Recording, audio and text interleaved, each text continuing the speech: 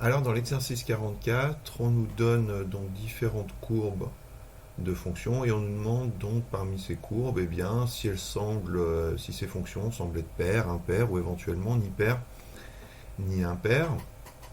Alors pour mémoire, si on reprend la définition d'une fonction paire, on se rappelle, une fonction paire, c'est une fonction telle que pour tout x, on est f de moins x qui est égal à f de x, c'est-à-dire l'image de l'opposé d'un nombre est égale à l'image de ce nombre.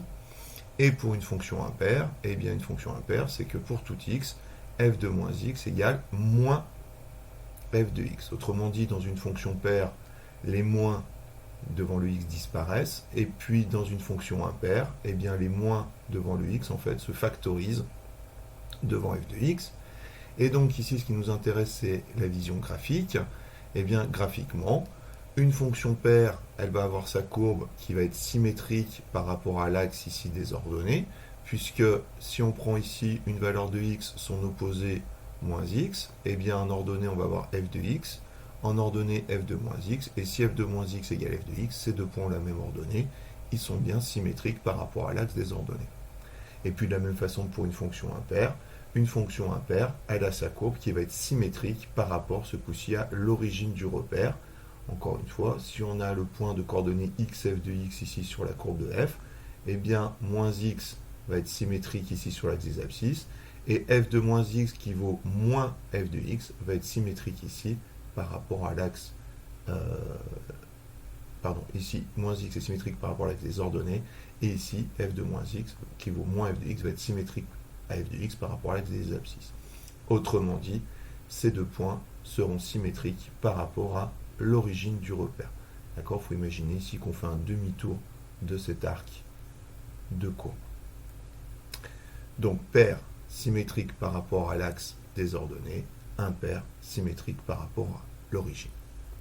Donc si on reprend ici nos fonctions, nos courbes, eh bien ici on voit que cette courbe semble être symétrique par rapport à l'axe des ordonnées. Conclusion, cette fonction-là a l'air d'être paire. Pour celle-là, eh bien, on peut penser que la courbe est symétrique par rapport à l'origine. Vous voyez, si vous imaginez ici que vous faites un demi-tour autour de l'origine, eh bien, cet arc de courbe va se retrouver ici, et donc il semble que cette fonction est impaire. Pour la C, eh bien ici on a une symétrie par rapport à l'axe des ordonnées, notre fonction est paire. Et puis pour celle-là, eh bien en fait il n'y a pas de symétrie, hein, elle n'est pas symétrique par rapport à l'axe des ordonnées, elle n'est pas symétrique par rapport à l'origine. Autrement dit ici, celle-là est ni paire ni impaire. C'est assez simple si on a la définition et puis la vision graphique des fonctions paires et impaires. Alors maintenant, dans les exercices que je vous demandais de faire en plus, eh bien, c'était d'étudier la parité donc, de certaines fonctions. Donc ce coup-ci, on va utiliser donc, les expressions algébriques. Et si on considère la fonction f définie par f de x égale 1 moins x au carré sur R, et qu'on se demande est-ce que cette fonction est paire, impaire ou ni paire ni impaire, ce qu'on appelle étudier sa parité. Eh bien l'idée c'est toujours la même, on va se donner un x quelconque, et j'insiste bien là-dessus, dans l'ensemble de définition, c'est-à-dire ici R, et on va calculer f de moins x. De trois choses l'une, soit à la fin les moins se simplifient, on retombe sur f de x, notre fonction est paire, soit les moins se factorisent, on tombe sur moins f de x, notre fonction est impaire, soit il ne se passe rien d'intéressant, et à ce moment-là, elle est ni paire ni impaire. Si on regarde ici, f de moins x, ça fait 1 moins x au carré. Oui, mais moins x, le tout au carré, c'est la même chose que x au carré. Et donc f de moins x qui vaut 1 moins x2. 1 moins x2, c'est rien d'autre, en l'occurrence ici, que f de x. Autrement dit, si on a bien montré que pour tout x, f de moins x était égal à f de x, conclusion, f est paire. Alors pour la deuxième, f de x égale x au carré plus 2x moins 1 sur R. Alors pour celle-là, eh bien, on sent bien que ici, on va avoir x au carré, donc moins x au carré, le moins va simplifier. Et par contre ici, comme on a plus 2x, le moins va rester. A priori, cette fonction, on sent qu'elle va être ni paire ni impaire. Pour s'en convaincre, eh bien, on peut tracer sa courbe à la calculatrice. Donc, x au carré plus 2x moins 1. Si je trace sa courbe, eh bien, vous voyez, on sent bien ici qu'il ne va y avoir aucune symétrie. En tout cas, il n'y aura pas de symétrie par rapport à l'axe des ordonnées, pas de symétrie par rapport à l'origine. Alors, pour montrer donc qu'elle n'est ni paire ni impaire, eh bien, l'idée, c'est de prendre deux valeurs opposées de x. Par exemple, je vais prendre 2 et moins 2.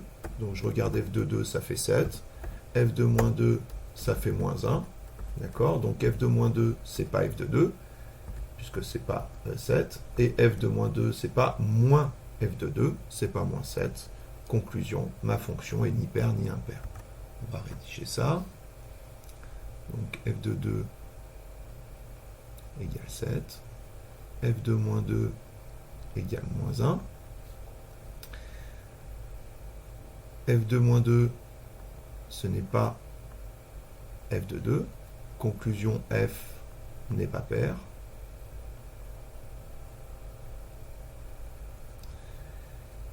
De la même façon, f de moins 2, ce n'est pas moins f de 2. Conclusion, f n'est pas impaire.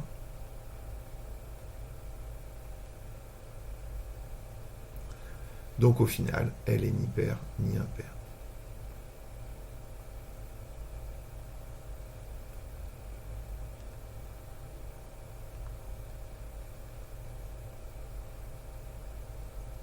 D'accord ? En fait, il faut bien comprendre qu'ici, on a utilisé ce qu'on appelle un contre-exemple. Dire que f est paire, ça veut dire que pour tout x, quelle que soit la valeur de x que je mette là-dedans, f de moins x, c'est f de x. Ici, pour x égale 2, ça ne marche pas. f de moins 2, ce n'est pas f de 2. Donc, c'est fini, elle n'est pas paire. Et puis, de la même façon, dire qu'elle est impaire, dire qu'une fonction est impaire, c'est dire que pour tout x, f de moins x égale moins f de x. Or, ici, f de moins 2, ce n'est pas moins f de 2. Donc ma fonction n'est pas impaire. Exemple suivant. f de x égale x plus 1 sur x. Et on définit ça sur moins l'infini 0. Union 0 plus l'infini. Alors une petite remarque, c'est que là on est obligé d'enlever 0 de l'ensemble de définition à cause de ce 1 sur x, puisque si x valait 0, on aurait une division par 0. Ici on a une valeur interdite. Donc, je vais l'appeler df, cet ensemble-là. Donc je vais me donner un x dans l'ensemble df, c'est-à-dire en fait x différent de 0, et je calcule f de moins x. Alors f de moins x, qu'est-ce que ça fait? Ça fait moins x plus 1 sur moins x. Alors regardons un petit peu ce truc-là, comment ça se travaille. Moins, bon ben, je peux enlever mes parenthèses, ça me fait moins x. Et puis 1 sur moins x, je peux écrire que c'est moins 1 sur x. D'accord? Rappelez-vous les signes dans les fractions. Et puis là, ce qui se passe, c'est que le moins ici se factorise. Je peux mettre moins en facteur, ça fait moins x plus 1 sur x, et en regardant cette expression, encore une fois, c'est rien d'autre que f de x, autrement dit, ça me fait moins f de x. Autrement dit, j'ai bien montré que pour tout x non nul, f de moins x était égal à moins f de x. Conclusion, ma fonction est impaire.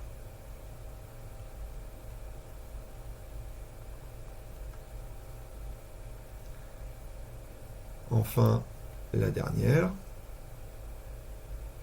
f de x égale x au cube moins x sur x au carré plus 1. Et là, on est sur R, puisqu'il n'y a pas de valeur interdite, puisque x au carré plus 1 ne peut pas valoir 0. Je me donne un x non nul, un x réel, pardon. je prends un x quelconque réel, je calcule f de moins x. Alors pour l'instant, je ne me pose pas de questions métaphysiques, hein, je remplace, donc ça me fait moins x au cube moins x divisé par moins x au carré plus 1. Alors maintenant, comment est-ce que ça simplifie? Moins x au cube.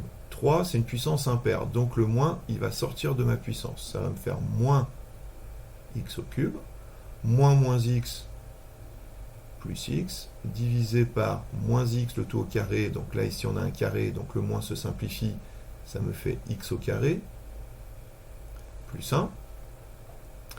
Et puis, là-haut, eh bien, peut-être que je pourrais faire apparaître x au cube moins x au numérateur.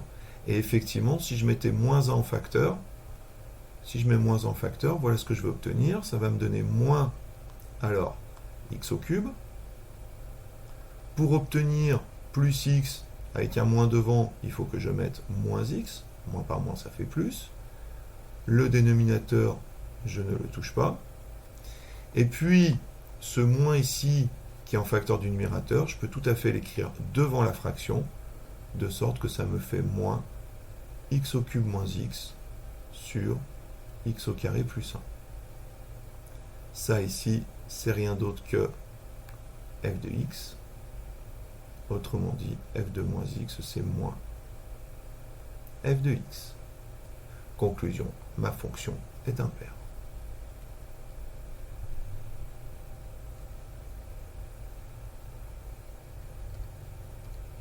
Donc voilà comment on fait pour étudier la parité d'une fonction dont on a l'expression algébrique. On se donne un x quelconque, on calcule f de moins x. Si je tombe sur f de x, f est pair. Si je tombe sur moins f de x, donc les moins se factorisent, f est impair. Et puis il se peut que ça ne marche pas, qu'elle soit ni paire ni impaire, auquel cas, eh bien, on essaye de trouver ici un contre-exemple. D'accord? Quelque chose qui va contredire le fait que pour tout x, encore une fois, f de moins x égale f de x, ou f de moins x égale moins f de x.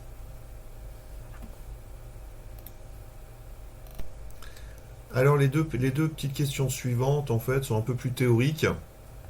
Elles sont un peu plus difficiles parce qu'elles obligent vraiment à revenir à la définition de ce que c'est qu'une fonction paire et une fonction impaire. Bon, si vous avez un petit peu de mal sur ces deux questions, c'est pas très très grave tant que vous avez compris ce qui précède. En seconde, c'est déjà pas mal.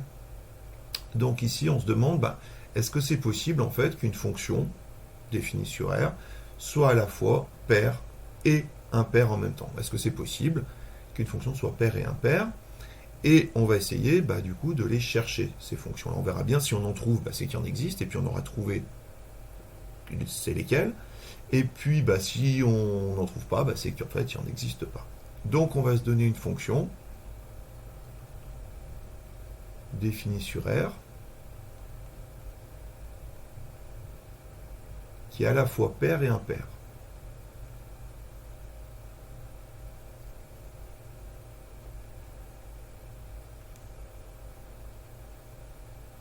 Donc je sais que cette fonction, elle est en même temps paire et impaire. Alors, je sais que f, elle est paire.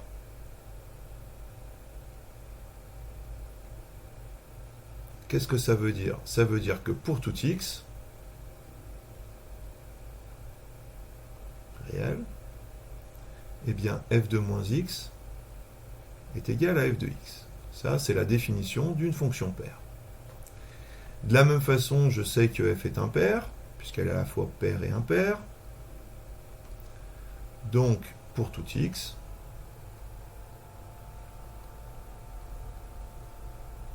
eh bien f de moins x égale moins f de x. Alors, si je regarde maintenant ces deux égalités, je me rends compte que pour tout x, f de moins x doit être égal à f de x, mais doit être aussi égal à moins f de x. Autrement dit, on a toujours f de moins x qui est égal, f de x, qui est égal à moins f de x, puisque ces deux expressions, f de x et moins f de x, sont toutes les deux égales à f de moins x. Oui, mais du coup, dire que f de moins x c'est moins f de x, si j'ajoute f de x de chaque côté, ça me donne que 2 fois f de x est égal à 0, et donc que f de x est égal à 0. Autrement dit, il y a bien une fonction qui est à la fois paire et impaire, c'est la fonction qui vaut toujours 0, la fonction constante égale à 0. D'ailleurs, si je trace sa courbe, donc la fonction constante égale à 0, là voilà, en fait c'est une droite, c'est la droite d'équation y égale 0 en fait, sa courbe. Eh bien, cette droite, elle est symétrique par rapport à l'axe des ordonnées. Si je plie ici, je retombe bien de l'autre côté. Et puis elle est aussi symétrique par rapport à l'origine. Voilà. Et en faisant ce calcul-là, on a la garantie que c'est bien la seule fonction qui est à la fois paire et impaire. Voilà. C'est un petit peu plus théorique parce qu'effectivement, il faut vraiment revenir ici à la définition de ce que c'est qu'une fonction paire et une fonction impaire. Là, vraiment, on cherche à déterminer une fonction, ce qui est un problème qui n'est pas forcément évident quand on commence à découvrir les fonctions. Et puis, dans celui d'après, eh bien, on nous demande de montrer que si une fonction f est impaire et qu'elle est définie en 0, alors f de 0 égale 0. Eh bien, si f est impaire,